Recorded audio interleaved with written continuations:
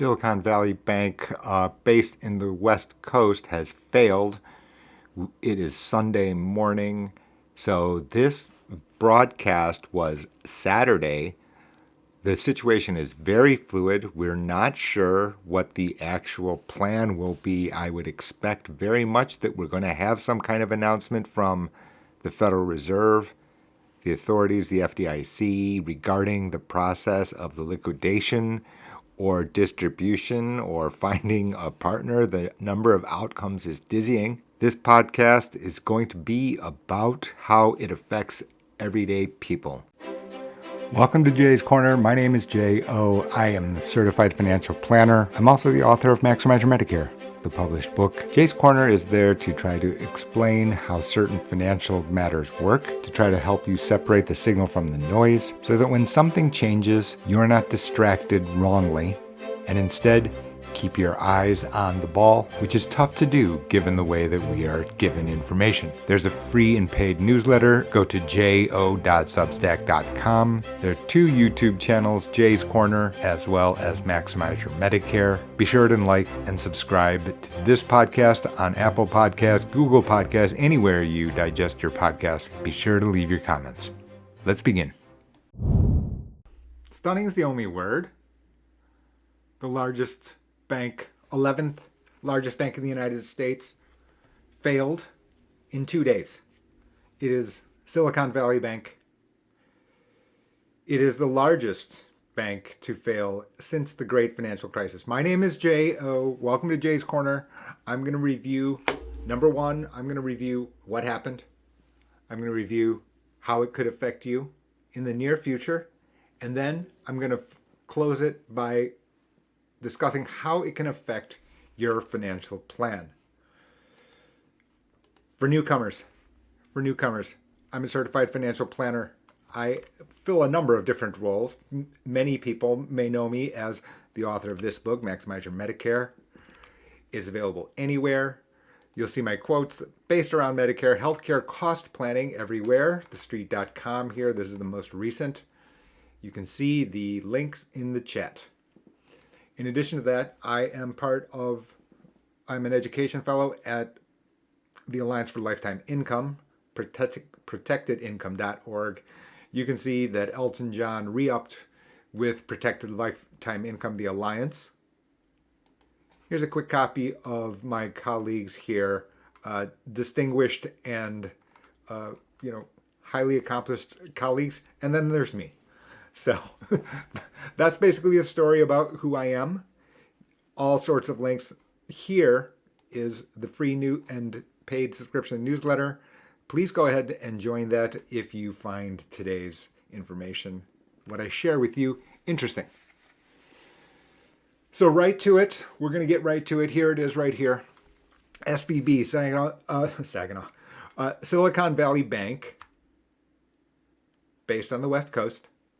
Largest bank failure since the 2008 financial crisis.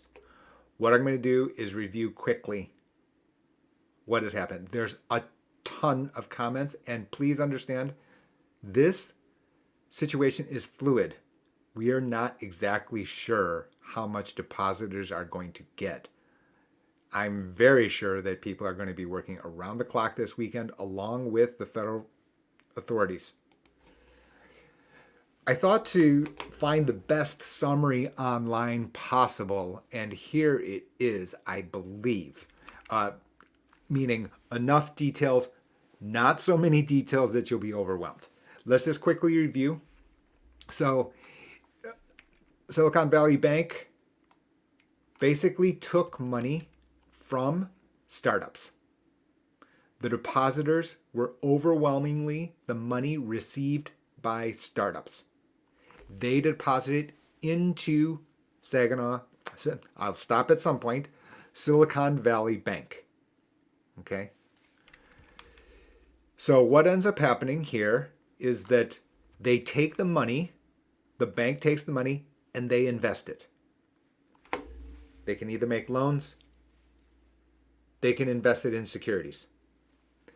Here, you can see that they invested it in a bunch of securities, U.S. governments, mortgage-backed securities, commercial real estate, They lent it out to other borrowers. The issue here is that their investments started to fail. And by fail, what I mean is that not that they went defaulted or went bankrupt, but the price declined. The price declined. And it was very easy to see why. Very, very easy to see why. People here, people who are subscribed to the channel, they have seen me say this in many, many times right here. Basically, what ended up happening is since the denominator increased, the NPV, the price decreased. Very, very simple. It did this to a large degree, and then what ended up happening is that it got worse and worse. Right? Every time that the Federal Reserve increased, basically what ended up happening is this continued. This process continued ongoing. This is still happening. This is still happening. Right? And we'll get to the ramifications as soon as possible. So now as a result, now SVB had these investments. They started to decline in value. Now, every bank has rules, regulations, right? Meaning that they need to have a certain amount of deposits in order to support a certain amount of investments, right? I'm not going to get into the technicals there or the philosophy there, right? In other words, people are going to ask what your net worth is before they give you a loan, right? Same thing here. Same general concept here. Now, the issue is that what ended up happening is as equity markets declined, as technology and the NASDAQ started to move up and down, the deposits from the startups slowed. They slowed. And at the same time, their investments, the value of their investments declined. That combination created problems at the bank. Because of that, they felt pressure. The borrower, the bank, felt pressure. And they felt so much pressure, they wanted to increase the amount of cushion. The problem that created is that when banks tried to do this, that provided a signal to all of the existing depositors. So what did they do? They said, look, I need to maybe able to get my money out in order to pay for expenses, to pay for payroll, in order to pay the rent at my startup. What did they do? They tried to pull. They tried to pull their deposits. In fact, you can see here that that's a bank run, meaning that all the depositors try to pull their money out at the same time. And in fact, they were advised by others to do that. They were alerted. They were whispered, look, you know where you've deposited your money? It may not be available to you. You need to get out, and you need to get out now. You know, one small borrower pulls out, it's fine. Two, fine. All of them simultaneously is a problem. And that's precisely what happened. When this kind of thing happens, remember I told you here that they invested in stuff. U.S. government bonds, mortgage bonds, commercial real estate, loans. Some of that stuff, some of those investments don't have to be marked to market. And what that means is, let's just say you had a Rolex, a watch, and you put it into the ground, and you presumed it was worth X, and let's call X $5,000. But the reality is that your Rolex moves up and down in price. Where you can actually pull it out of the ground and sell it to someone else it fluctuates up and down. Maybe it's 7,000. Maybe it's 2,000. The point is that nobody really needs to take that into account, the fact that it moved up and down in value. Until the point that you need to actually satisfy the regulator. Now the regulator goes, okay, how much do you have? Let's tell me what you think it's worth. Well, at the time they ask, how much is your Rolex there that you've not been accounting for up or down in price? At that very moment, it's at not 5,000, it's 2,000. And it's 2,000 and the prospects don't look great because interest rates are rising. Now all of a sudden you can't liquidate. Yeah, in theory, your Rolex is worth 5,000. That's what you paid for it. But in practice, you can only get 2,000. And oh yeah, by the way, if you actually pick up the phone and they know who you are, you're also not getting 2,000. You're getting 1,900, 1,800. The vultures circle. They're like, oh, you needed to sell your Rolex because you're in trouble. I'm not going to pay you 2,000. I'm going to pay you 1,500. And now you can see it. And this is common, right? I mean, you, for example, you have a rummage sale because you have credit card overload, right? You're not getting, you're not getting $100 for your Patagonia jacket that you've never worn. You're not getting 100, right? Forget it, right? You know this. Jay's Corner is here to kind of just attach just your common sense, right? Very technical, very complicated things going on. But the reality is if you just step back, you've seen these situations in real life. You've witnessed them. I'm sure of it. And it's important to keep what we know, what you've experienced in everyday life, and not be overwhelmed by the incredible amount of jargon. That's what Jay's Corner is for. Let's continue. So you can see what ended up happening is now the bank, Silicon Valley Bank, the regulator said, hey, they were looking, in other words, the management of the bank said, we don't have a big enough cushion. We need a bigger cushion. Investing community took that news as, oh, that guy's in trouble. That guy's in trouble. And what did they do? You can see this dramatic decline in the stock price of Silicon Valley Bank. This is the traditional bank run. That's what the jargon of bank run actually is.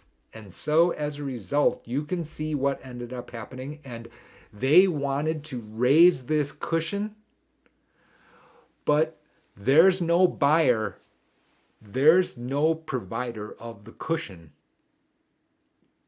So what had ended up happening then is the cushion ran out. And they made it worse, don't get me wrong, right? I'm not going to sit here and settle whether or not, the management did this, that, and the other. That's, to be candid with you, that's a 5-hour talk show. That's a 5-hour video. We don't have a society where you're gonna watch for for 60 minutes even. So the idea of 5 hours is forget it. But you can see what ended up happening, and on this thread it's correct, which is that they may have mishandled it, and they may have mishandled it badly, right? The entire process of telling, it's kind of like you kind of mosey up to you mosey up to your parents. Hey, mom, dad, can I have an extra $10? They look at you with stink eye, right? And they're like, well, what's going on? Well, in the real world, in financial markets, they act quickly. And if you then try to, launch word salad as, well, I needed it for extra books so I can get good grades. They're like, really? Sounds like you need an extra subscription to video games. And they go, no. Well, that's what happened here. And in other words, this process just continued. The authorities knew. Of course they did. They've been prepared for this type of outcome. Now, again, we're not going to debate whether or not their reaction was appropriate or whether there were alternative actions. We are always going to have Monday morning quarterbacking. We're here now. So I'm trying to explain to you the facts as they are. Right? In other words, you're going to see a bunch of, I promise you, if you look on Twitter, you're going to see a stream of should have this, should have that, could have this, could have that. I'm not here to judge that. I'm not here to judge that. So now you can see what ended up happening. They failed to raise the cushion. And as a result, what had ended up happening is then, yes, what was going to happen for sure, right, is the fact that, yes, the FDIC has taken into receiver and managed its resolution. That's the highly qualified version of it's closed. And that's precisely where we are now. Now, the issue is, right, there are assets inside, right? The Rolex is still there. But the problem is that they had to sell other stuff that they could find a price. Banks, by their nature, are guaranteed to $250,000. That's the FDIC guaranteed. Beyond that, it is not guaranteed by anything. All it is assets and liabilities. All it is assets and liabilities. And this very, let's just see.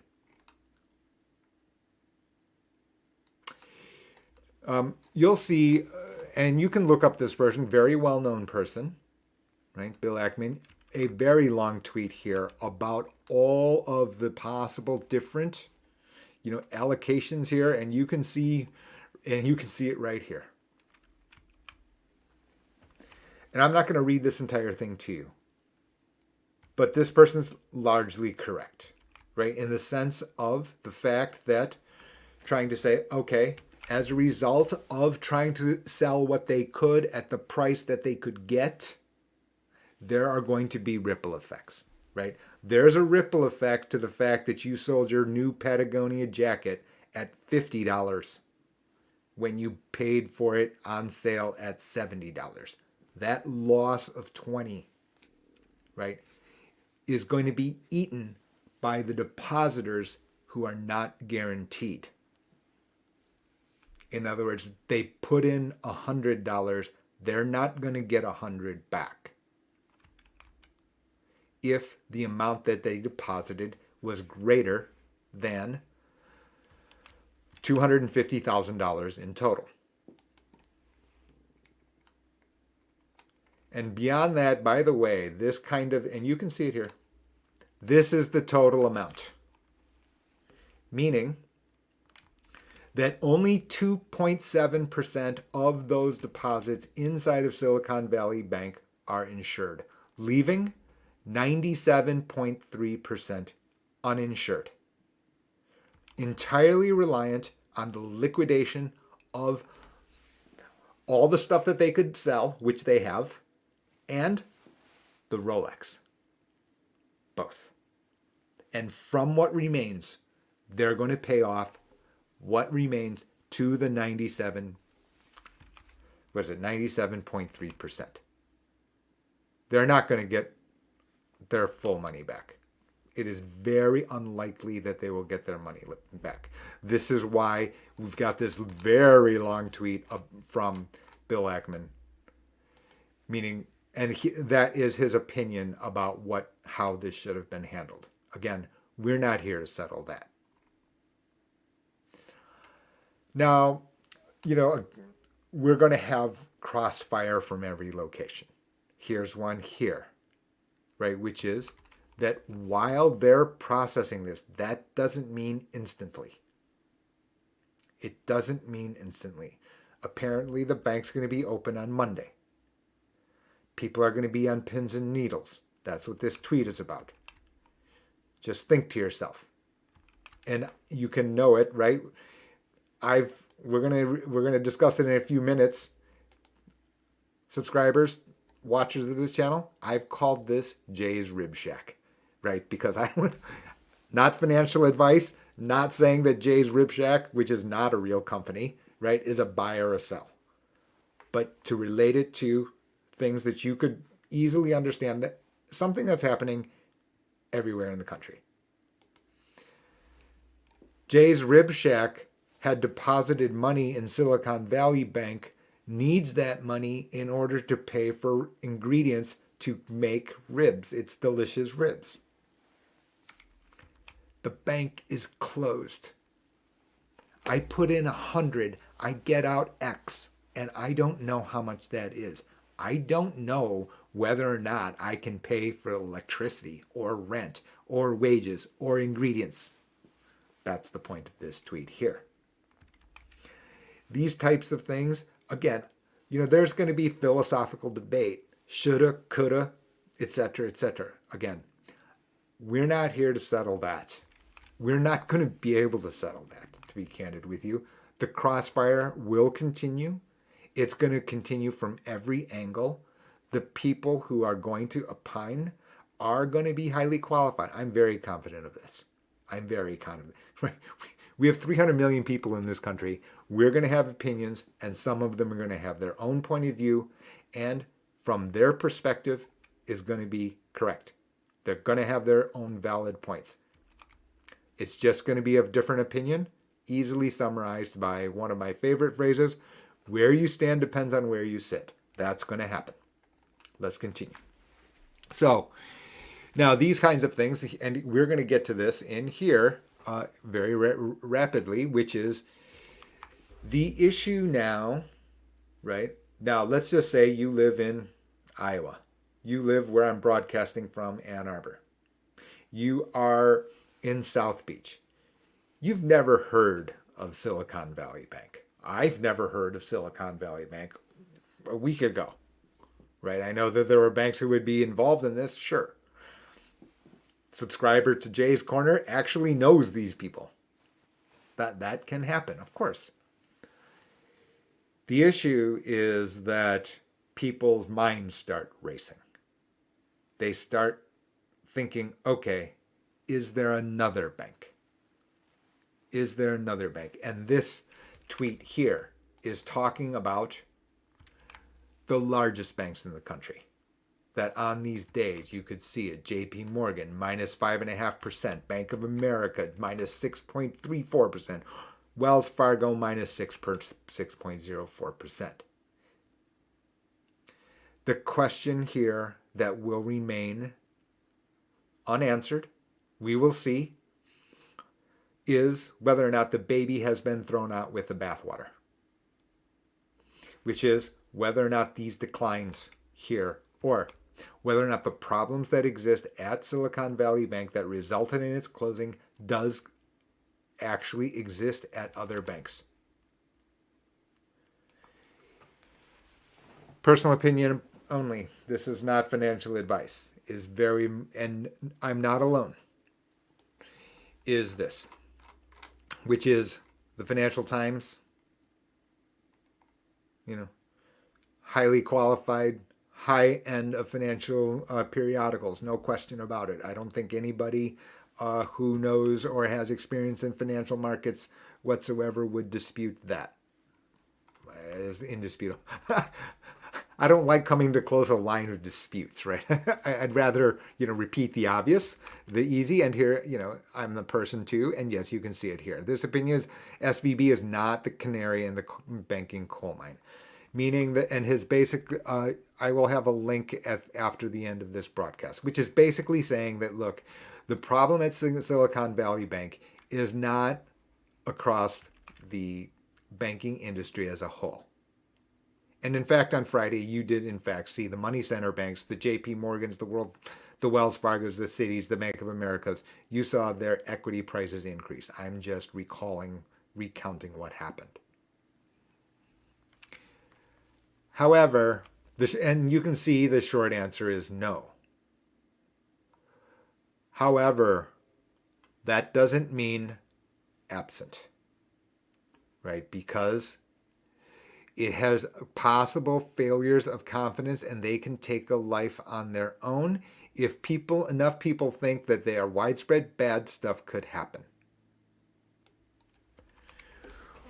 Meaning, let's say that you have your money at Chase. Full disclosure, my private checking account's at Chase. Okay. I didn't pull any money out. No, absolutely not. Anyway, my point is that here, if there's a loss of confidence in the largest banks and they then pull their deposits out and they all simultaneously do so, then that's what this part is here. Do I think this is the central scenario, likely scenario? I do not. Why? Because the indictment of Silicon Valley Bank, it was only startups. Jay's Rib Shack, pie in the sky website, pie in the sky, cyber service, whatever it would be, right? It wasn't a bunch of diversified depositors. It was a concentrated set of depositors. So Jay's Rib Shack was with Dutch's hot dog stand, right? In other words, real tough to tell the difference. Similar enough. And so we reacted similarly. Of course we did.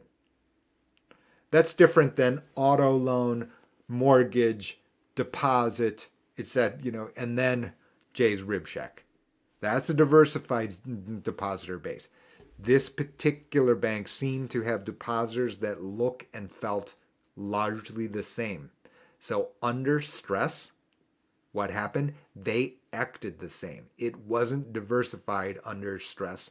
Remember that. We're going to come up to that at the end here today. So now that's the issue, right? Which is the question now is to make, and you can understand why the Federal Reserve, by FDIC acted so quickly. They can't have this. No way.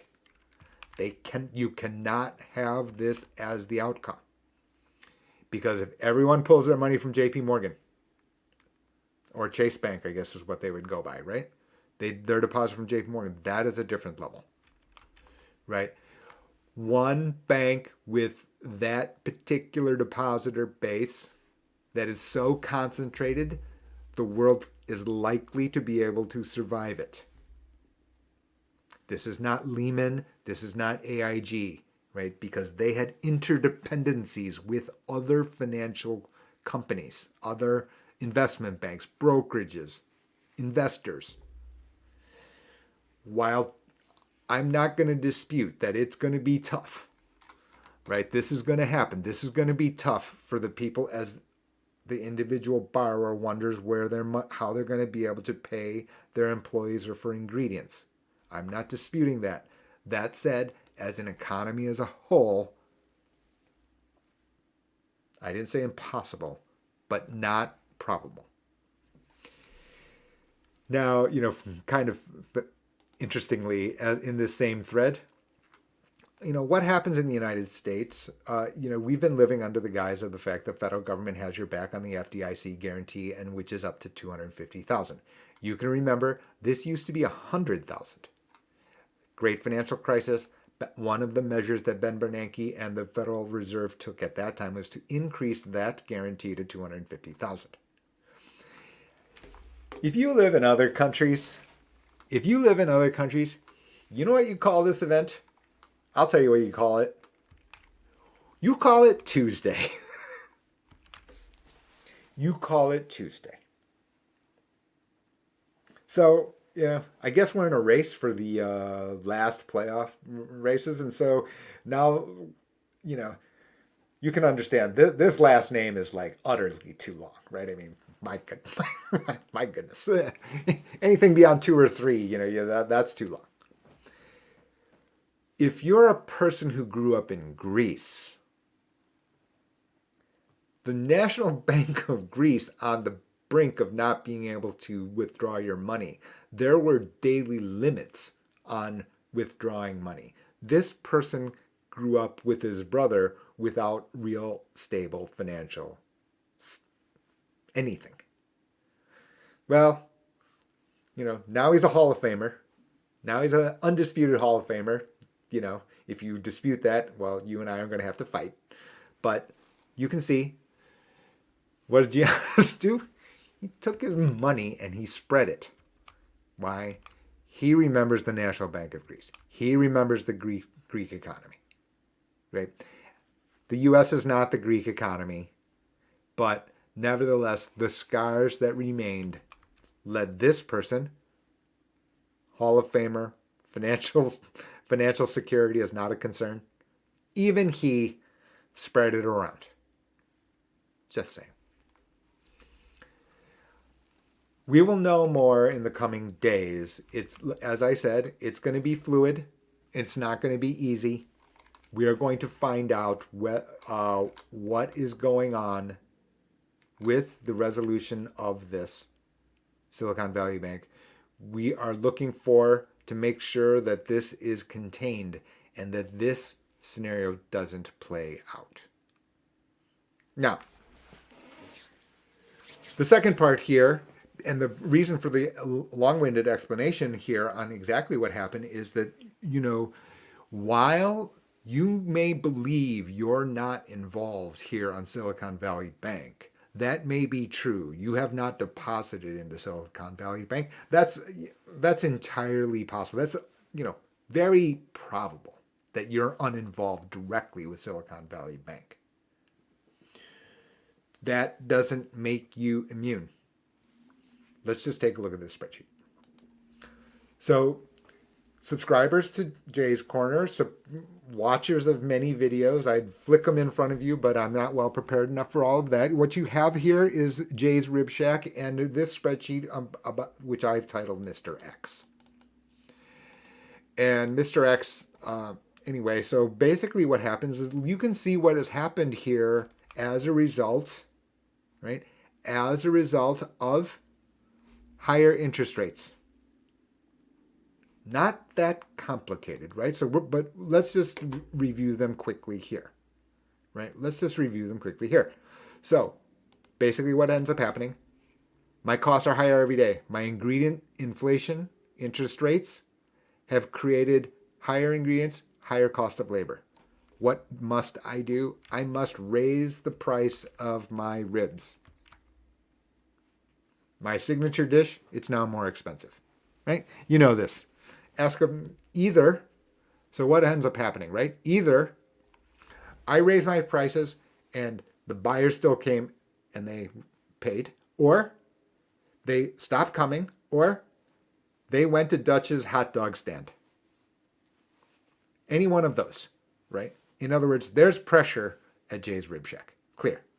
Very clear. So what am I trying to do? I got to lock in the money at low rates. I need to borrow money, let's just say, and I need it for payroll or liquidity and ingredients. All logical, right? I attempt to lock this in for as long as I possibly can. If you think that Jay's Rib Shack is behaving any different than the Fortune 50, you're wrong. What happened during Q1, what has happened so far in January and the first 2 months of this year? Record borrowing in corporate bonds. Record borrowing in corporate bonds. Why? Aha. It doesn't make those companies evil. It makes those companies rational. the CFOs, the Treasury departments, they did exactly what they're supposed to do. They were doing their job. Sure. The question, though, is what happens if Jay's Rib Shack, the small little, 5 employees, etc., what happens if I can't borrow? What happens if the music stops?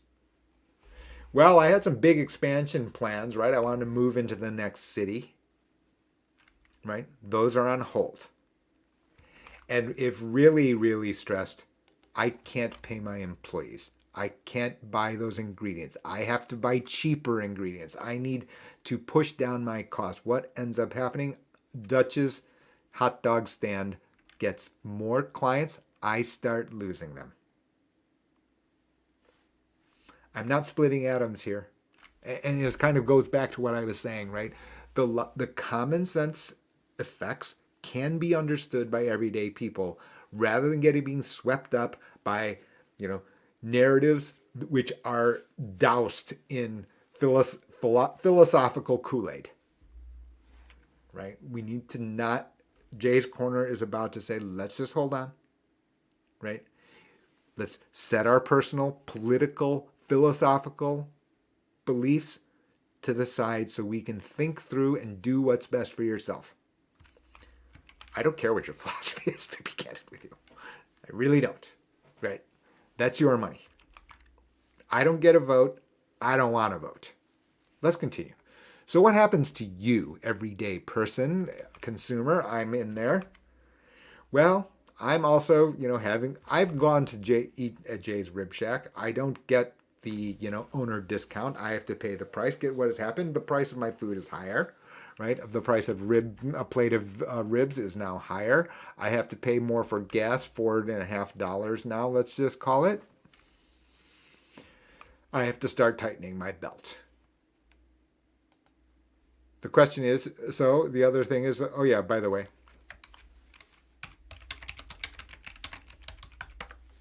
or all rational, right? In other words, actually, we've had employment statistics, which are, blockbusters, to be candid with you, right? I'm not sure. One narrative is that's because, the economy's humming along. Maybe that is certainly, a possible narrative. An alternative narrative, which I haven't read enough, I don't think, is that these people are doing so, including me, etc., because they must. Because why? This stuff here is getting a lot more expensive. And why is that? Because interest rates higher are. A mantra to Jay's Corner is stocks for show, bonds for dough. It's the number one simple saying. And it's, I guess if you're not interested in golf or if you detest golf, you're not really that interested. But my point here is that in financial matters, you need to understand the borrowing. Why? Because it drives your ability to borrow so that you can invest, including your house, including getting cash to buy something else that you enjoyed so that you can pay it back later. We've had R so artificially low, pushed down in order to make sure that you feel confident, everyday people feel confident, that the blowback effect here is biting. And before I get to and I should almost, yes, I'm going to do. Before we get to the idea that they shouldn't have this, they shouldn't have that, I need to remind everyone, yeah, well, maybe you could say that they shouldn't have this, they shouldn't have made money that cheap. Maybe. That same mechanism pushed up your price of your house and your belongings to numbers that allowed you to chase your dream house and to, in many cases, to get it. Meaning, nobody complained when volatility was directly in their favor. Nobody complains when volatility is directly in your favor. Yeah, but this. Meaning, you can see this is not just one direction. Nothing here says this is one direction. Nothing here says one direction. Get off the soapbox. Employee says, get off your tangents. Those are your tangents. I'm like, what are you talking about? This is like important information. I'm like, no, stop that. So let's continue. So down here, what happens if the music stops? What happens? So you can see credit card, auto, mortgages. Credit cards now, 25%. Auto, 10 to 12%? Something in that range. You can see it. For individuals, now you can understand why people don't want to move. Why? Because they've locked in their mortgage rate at 3%. That's entirely rational. You can see the issue, right? You have housing illiquidity. Why?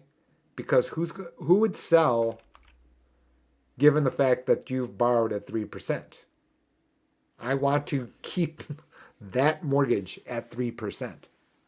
I don't care if the other house over there, just went down by $100,000. Because that means I have to borrow, and that borrowing would be at 7%. Oops. What happens if the music stops? Here's the issue, right? So now you can understand the feedback loop back to Silicon Valley Bank. Silicon Valley Bank happens.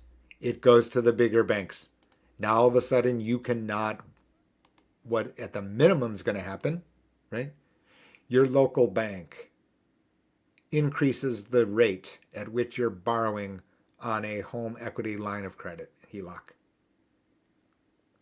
Or what do? And that hurts. So what do? You stop eating at Jay's Rib Shack. And now I've got a problem.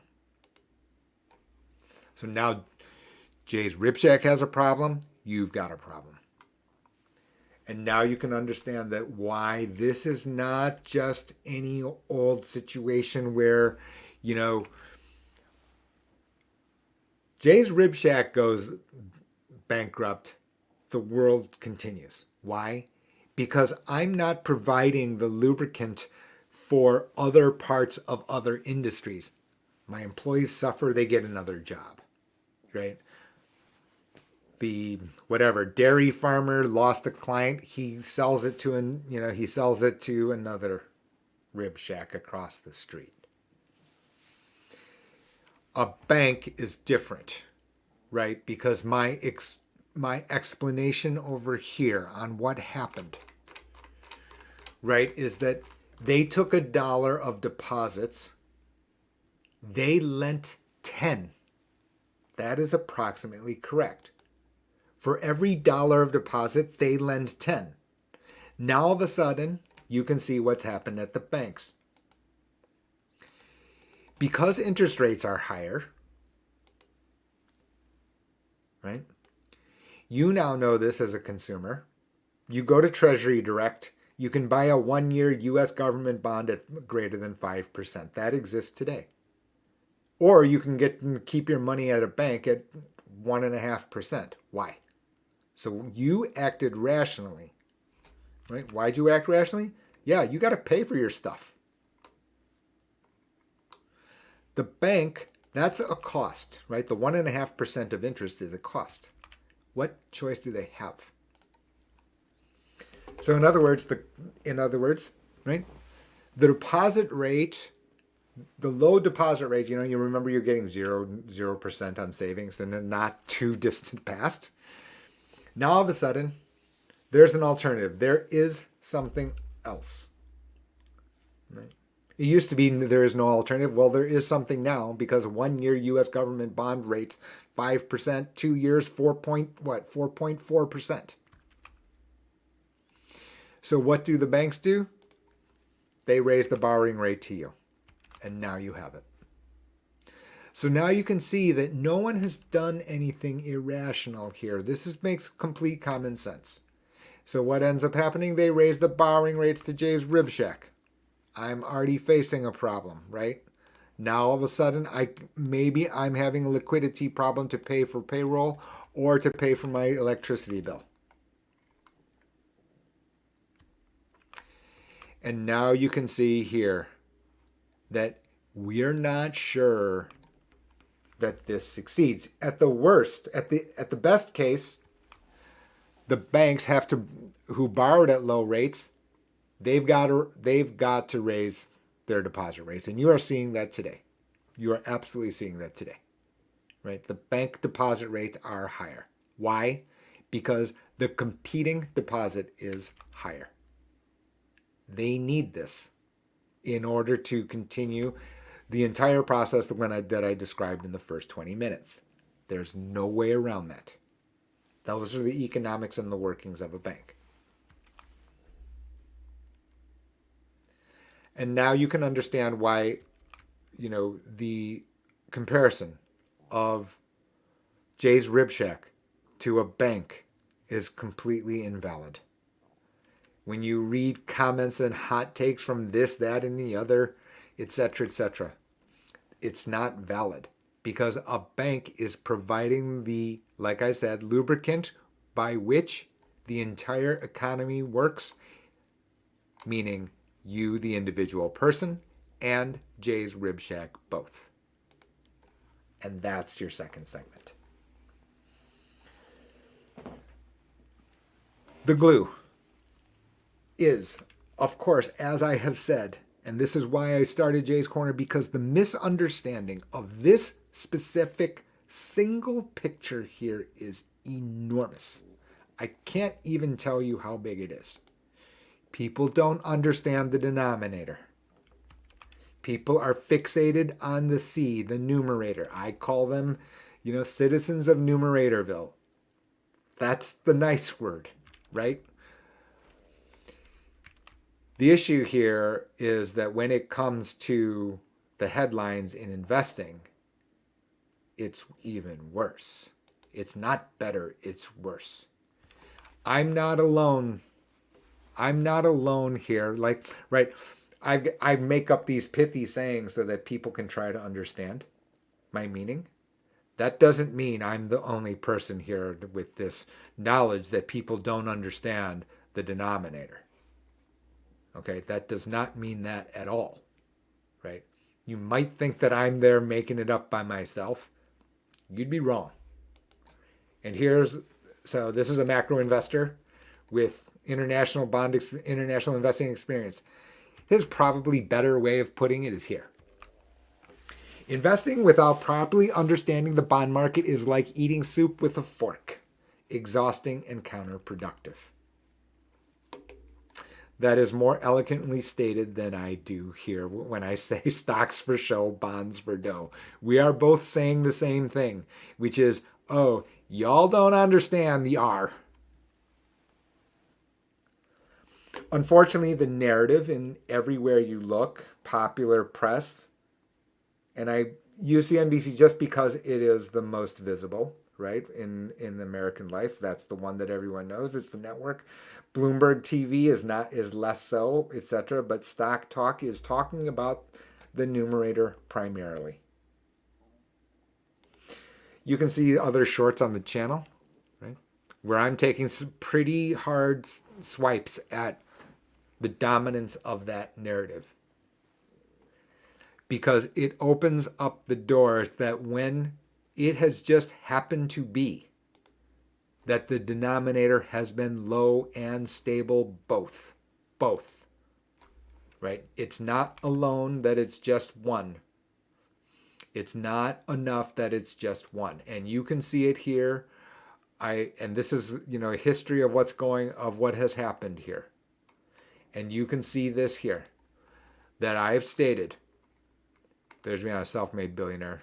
She has no time for your criticism of the halftime show, by the way. Anyway, here we go on interest rates.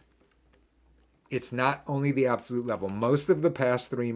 So, really quickly, basically none of 2022 is a surprise. None of it. Followers of Jay's Corner, you saw this. This is August of 2021, where I was recounting what happened during Q1 2021. Over here, interest rates. It's not only the level, but this thing is the speed of the up and down, and that matters. Why? It matters because over here, Jay's Rib Shack, you, banks, if you're up and down violently, you don't have places, a way to plan. You don't know what price I can clear for my ribs and whether or not that I can keep the lights on. You don't know whether or not I can go spend on a vacation because you're not sure what charge you're going to be on your credit card bill.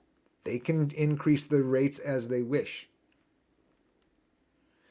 So in other words, you can see why I'm saying here that it's not only the level, right? Because if it were the level and you knew it and you knew it was going to be that way through time, you can then plan for it. You may not like it, but you could plan for it. The issue here is that in addition to that, if it goes up and down violently, let's call it 25%, and goes to 35%, okay, now that's entirely different. You're not sure if you can go on vacation and put it on your credit card, right? Your decision making is different. So you can see the misunderstanding here. You can see the misunderstanding about why I call it stocks for show, bonds for dough. Alf calls it eating soup with a fork. You call it tomato, I call it tomato. Same idea. Why does this matter? So, all the things I talk about, this is the ripple effect, right? This is the ripple effect of whether or not this is a systematic problem. The fear over that, the feedback loops over that can change this slide, which I stated in August of 2021. And what I was pointing out was this. Right, because they plugged in their portfolio, these expected weightings. Right? And then out came the portfolio, but you had to have this grid. You have to have this grid. The problem since March is this grid has broken down in ways we've not seen 10 years. And there it is. That's about right. And there it is. Which is, I can understand, right? It's like, oh, well, that person showed up on, popular news media, looks and sounds credible. The distance inside of that between the way that global portfolios work and the inputs are not, it is related to the numerator, but it is primarily related to the denominator. Because if I can make 10% on U.S. government bonds, why do I even invest one single dollar in Tesla? Why? I promise you the pension fund of, to the degree that pensions still exist, right? Meaning that, let's say you work for a large employer and they still had a traditional pension. If they can make 10% and they can meet their obligations, guess what their allocation to stocks is? 0. And you know what? That would be totally rational. Instead, what did we do? Instead of understanding that, what do? We spend time and hours and eyeballs and subscriptions to what? Earnings projections reports of Tesla. I got nothing against Elon Musk, right? I mean, some people think he's crazy, some people is a genius. I'm saying, you know what? Though that can coexist, right? I mean, before you say he's like the root of all evil and stuff like that, okay? Yeah, he put internet into on a satellite, and people are going to be able to fly around the planet as a result of his effort. So let's just look at this in a more even-handed way. Anyway, let's go. My point here is this grid here is what the glue is. And what this is the interrelationships amongst assets. And I have already described it to you. If I change that from Tesla to stocks, and if I have bonds at 10%, this grid is the glue. And from there, they are determining what the asset allocation is. And for all of you skeptics who think that I'm making it up, this is portfoliovisualizer.com, which is a very good site. This is the free version here. You can go on it. Oh, and if you go over here on tools, you'll see it. Asset correlations, otherwise known as the glue. And there it is. Right, is that basically that video from 2021 is I was noticing that what ended up happening is the glue started to decompose. Its nature changed. And here's the issue here now, and we're almost out of time, but it's vital. These are the vital takeaways here for persons who are looking at their portfolio, worried about retirement, worried about your financial plan, the way your financial plan it works. Here's the input right? So as a result of the fact that people did not understand this, and they get told you need to have a diversified portfolio. Not if you actually know what this is with precision. It's kind of like this thing is that you don't have to be able to calculate the model. You do need to have a feel for the way the model works, right? You need to have an idea about how the model works. Jay's Corner is about pulling back the curtain on the inner workings of what's actually happening. The reason all of that is important comes back all the way back to Mr. X, which is, let's just see if we can get there. Which is,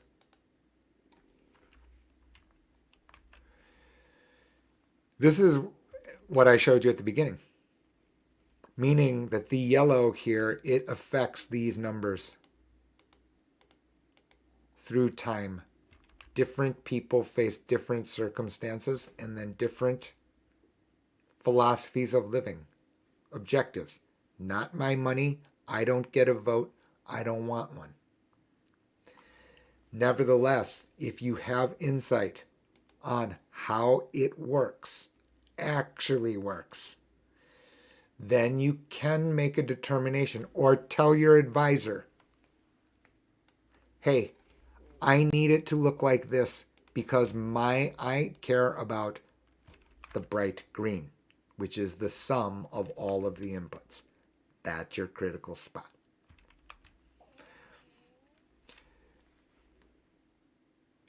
Members of the stable at, our place, right? At our place, let's just call it there. This is not a mystery, I promise you. At this point in time, the subscriber, wow, that can't possibly, I hope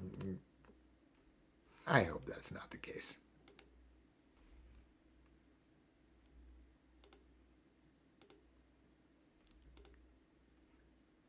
All right. Uh-oh.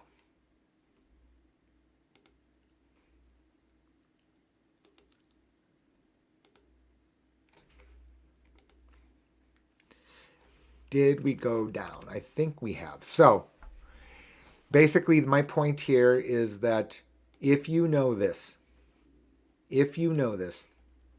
Then you can get to a combination which fits you with conversation.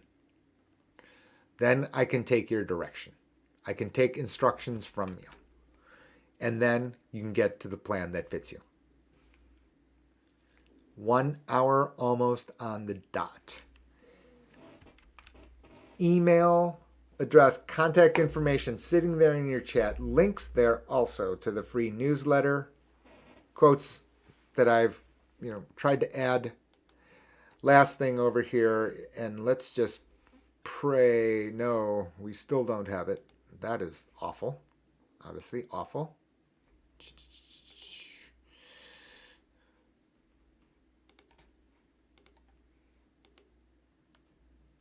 There we go. I think we're back. Yes, we are in fact back. Apologies to everyone for that. I'm going to try to get us back on track.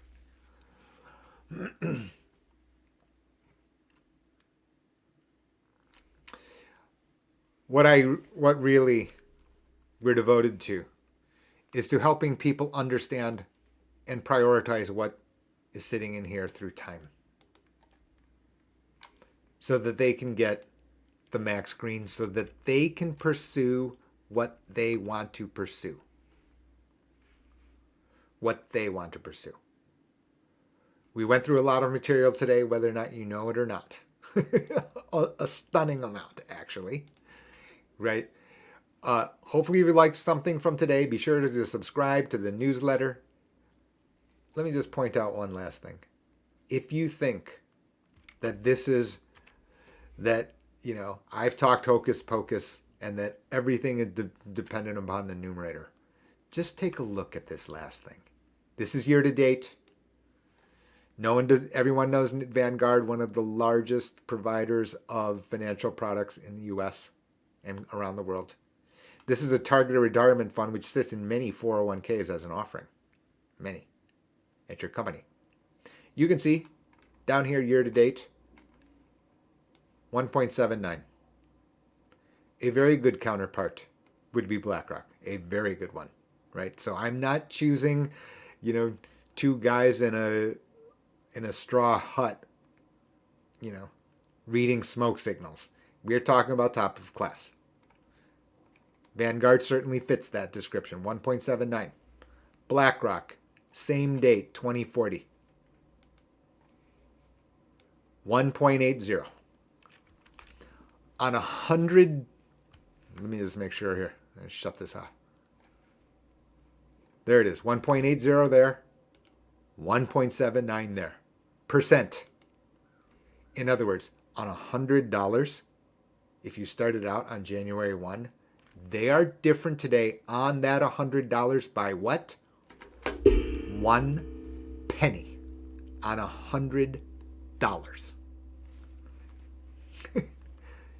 Oh yeah, I'm making it up. Y'all